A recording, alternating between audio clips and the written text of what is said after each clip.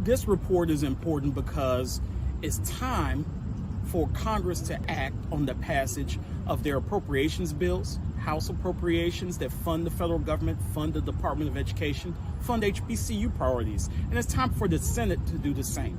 Now, the issue is that the House usually funds HBCU priorities, whether it's the Title III program that provides for the funding of HBCUs, or whether it's the Pell Grant, which allows many of our low-income students the opportunity to access higher education. The House funds those priorities at a higher funding level. The Senate usually funds them at a lower level.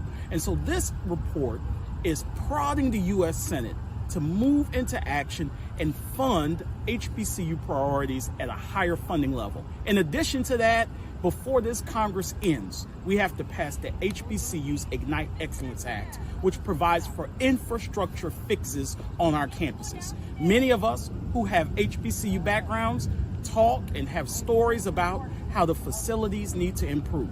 The HBCUs Ignite Excellence bill is the way to make sure that those facilities on our campuses improve, and our report speaks about the need and how expensive those needs are and why we deserve the federal government's help.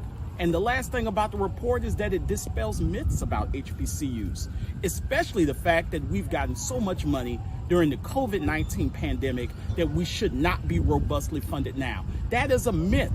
2 years of good funding does not do away with over 150 years of being neglected and not funded well by the federal, state governments, as well as our philanthropic partners. And so this report is chock full of facts, and we're hopeful that it'll push and prod Congress to move in the right direction.